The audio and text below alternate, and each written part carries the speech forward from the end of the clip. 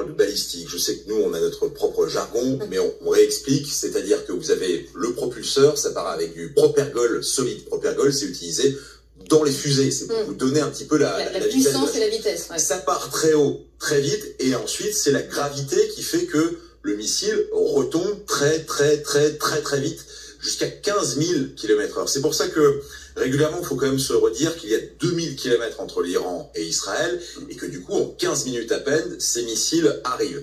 Pour ça, le dôme de fer ne fonctionne pas. C'est pour ça qu'ils sont obligés, le dôme de fer, vous l'avez dit Roselyne, c'est pour les roquettes. Au-dessus, il y a ce qu'on appelle les fronts de David, et encore au-dessus, il y a le système Arrow 1, Arrow 2, qui permet d'intercepter tout ça. Il n'est pas dit que les Américains n'ont pas utilisé leur propre système avant que ces missiles arrivent sur le sol israélien. Iran, Israël, quelles sont les forces en présence? Qui a l'armée la plus puissante, demande Igor. Vous allez voir que malgré les sanctions économiques, l'Iran a développé un puissant arsenal. On en parle avec vous, Fanny Wegscheider.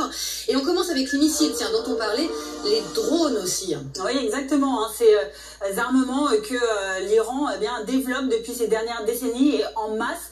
Avec, on le disait, envoyé à l'instant avec Patrick, évidemment, ces fameux missiles hypersoniques Fatah qui ont donc été utilisés dans la frappe d'hier sur Israël, hein, avec donc cette portée jusqu'à 1400 km pour ce type d'engin, une vitesse qui peut atteindre les 18 500 km par heure. Il y a également les drones, vous le disiez, hein, Roselyne, des drones de combat super évolués comme le très stratégique Kaman 22 que vous voyez ici, qui avait été présenté en 2021, et aussi quelques moyens de défense aérienne développés par l'Iran.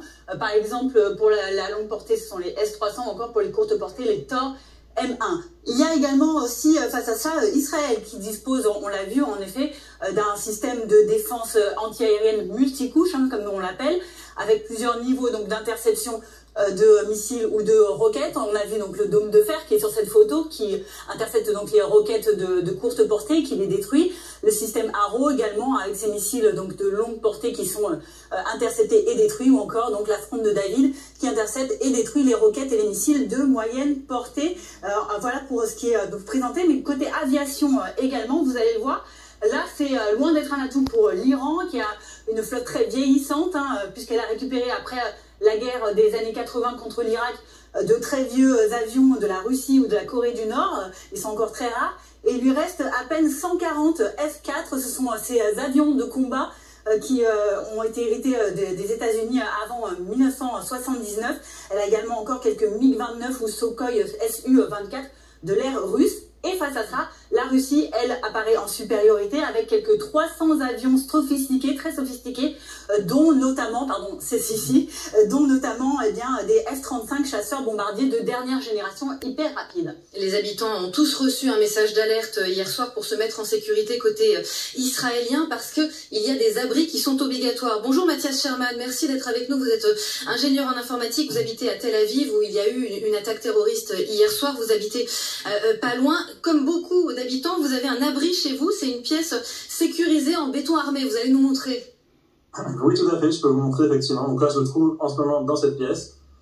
Il s'agit effectivement d'une pièce sécurisée en béton armé qui se trouve dans mon appartement. Donc c'est une pièce, une chambre en plus qui se trouve dans mon appartement, que j'utilise par exemple pour travailler en ce moment, ou comme chambre d'appoint pour des amis ou quoi. Effectivement, donc c'est une chance que j'ai cette pièce dans mon appartement. La plupart des appartements en Israël n'en ont pas. Je pense qu'à Tel Aviv, environ pas plus de 10% des appartements ont ce genre de pièces sécurisées. Mais effectivement, j'ai une pièce effectivement qui est blindée, avec une porte blindée, une fenêtre blindée, et qui permet en théorie effectivement de pouvoir me protéger des attaques de roquettes ou des missiles, etc., qui peuvent tomber sur mon immeuble.